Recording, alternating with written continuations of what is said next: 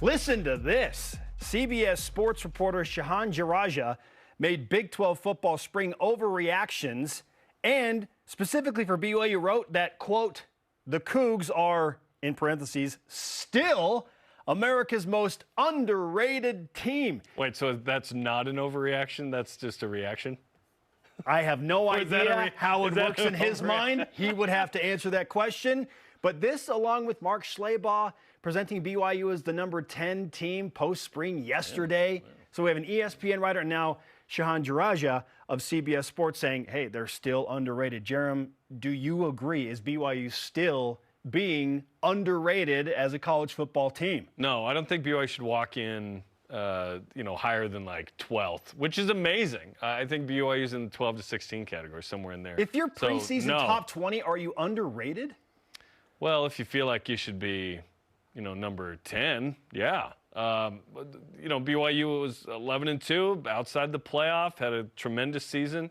One of the better teams that didn't make the playoff. So you're probably in that 14, 15 range-ish, right? What I'm saying, 12 to 16. We've seen as high as 10, as mentioned, 14 with 3 different publications. If they were all 17-plus type rankings, I could see where, hey, BYU is still underrated. I'm seeing BYU properly rated around 14 in the middle of what I'm saying. So, no, I don't think they're being underrated. I do like the idea of BYU walking into the season feeling like they're being underrated. We've talked about that a lot. Just tell them they're projected to play in the Independence Bowl, Jarom. That should do the absolutely. trick. Yeah, I hope everyone says BYU stinks. They're going to win 8 games. You're going to be in Shreveport. No. Then BYU gets that motivation that we've seen them really thrive on. And Colorado was a great example of this. Last year was a great example of this. Many, many times, right? BYU is going to play, hopefully, every game as a ranked team this year. That is the hope and prayer, Spencer, this year. Now, you're a favorite in many of these games. Men's hoops, you're getting top 10, top 5 love. You're going to be a favorite in many of those games. How do the Cougars handle success? Because guess what? A lot of people talking about Brigham Young right now. Certainly. But just for the sake of our guy, Shehan Jeyaraja, who has been on the program before, he's awesome, very, very well-informed and insightful reporter.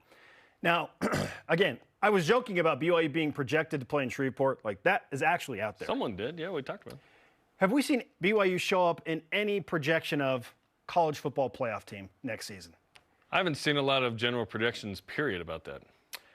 I've seen a few. BYU's nowhere near that. While BYU is a projected preseason top 25 team, they are not in the college football playoff conversation. I am gathering he believes that BYU is a legitimate college football playoff contender.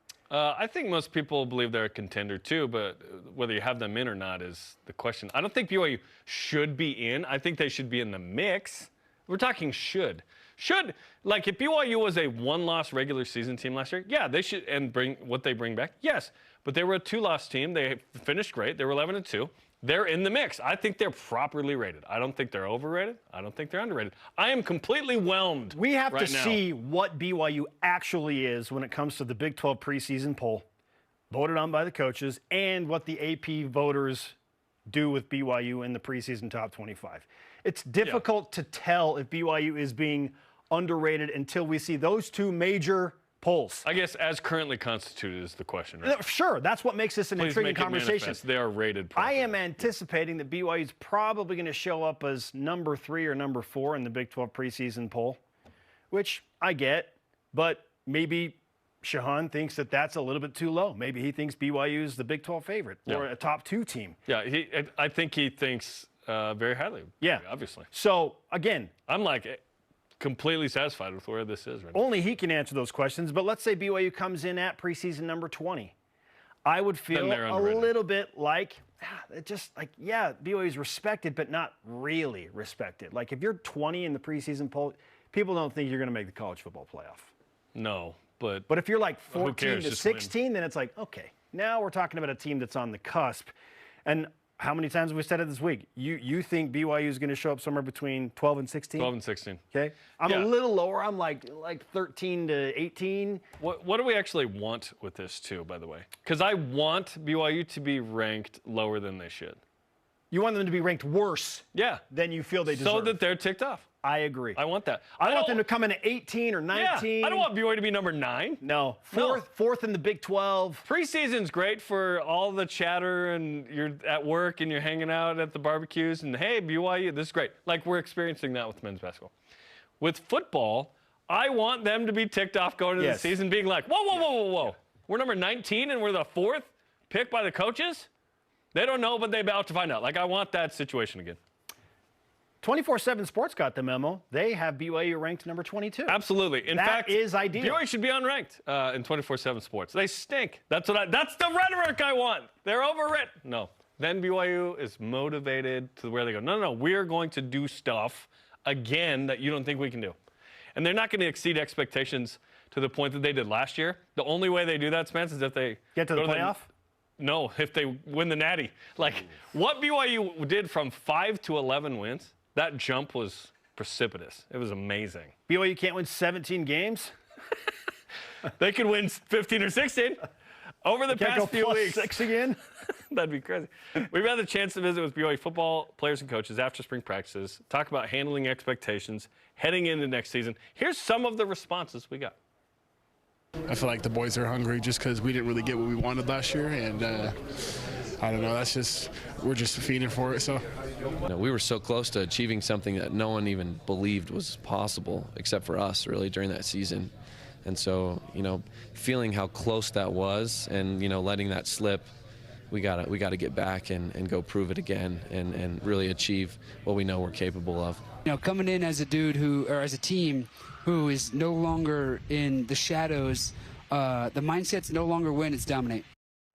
Ooh, well said by Jake Retzlaff. We'll hear that full conversation later in the show. Yeah. It's not just win games, it's dominate.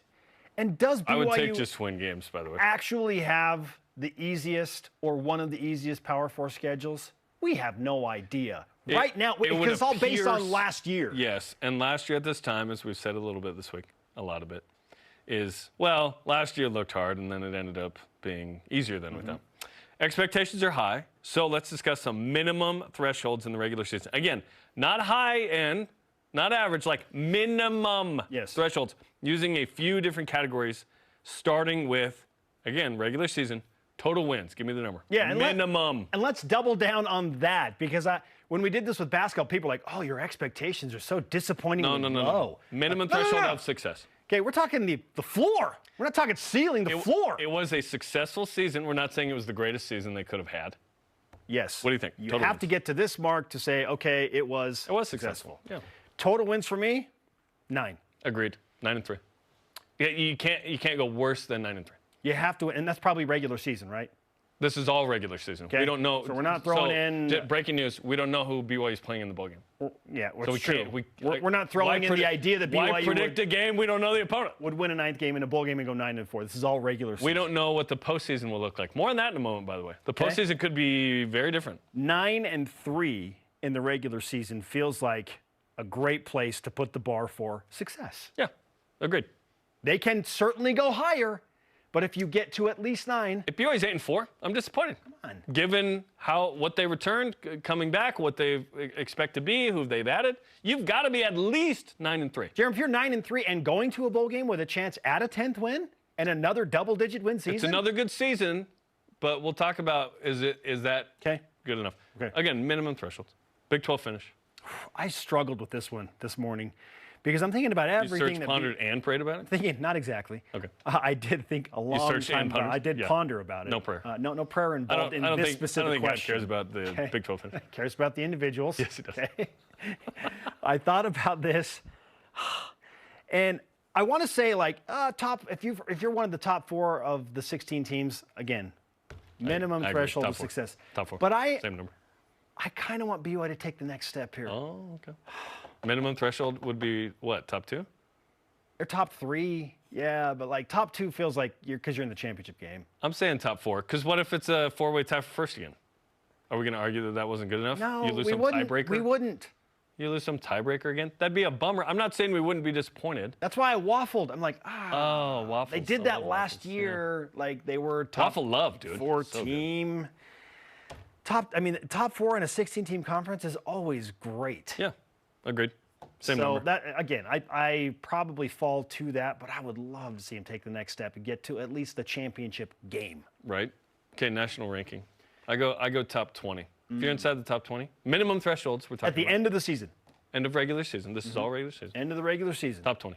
Yeah, I said 18. It'd be obviously, again, I'm going to repeat. We're not saying like, oh, if they're 19th, that was great. That's not what we're saying. We're just saying, Successful. was it a minimum threshold? How do you not call like if BYU finishes third in the Big 12 and Here's they that- go 10-3 Yeah. and they're ranked number 18? How can we sit here and be like, terrible? We're not at the point where we can expect a 1-loss or 0 season realistically. Can BYU as We a can Power hope for 4 it. team, go back-to-back double-digit win seasons? That's that what would we're be hoping remarkable. for. Yes, that's what we're hoping for. Okay, yeah. College football playoff for bust? Question mark. given the rhetoric around this team, Spence, and what they hope to accomplish, is it college football playoff for bust? This is an aggressive question. In their minds, I believe it is. I Based on agree. In their minds. how Jake Retzloff and Yes. all of those guys we just played sound bites from for you are talking, they feel like they are good enough to get to the college football playoff. If they don't get there, there will be significant disappointment. Yeah. So yeah, They felt like they were this close last year. Yeah. In my mind, no. Again, I'm not going to call a potential 9-3 regular season a bust. No, It's so hard to win In a college football power games. league?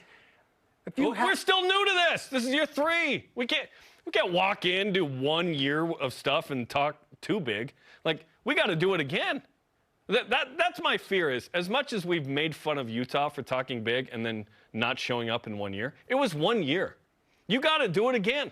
You got to do it again. And BYU brings back a lot from the team that went 11-2, They expect to be very good. which is why they feel so confident. Yes.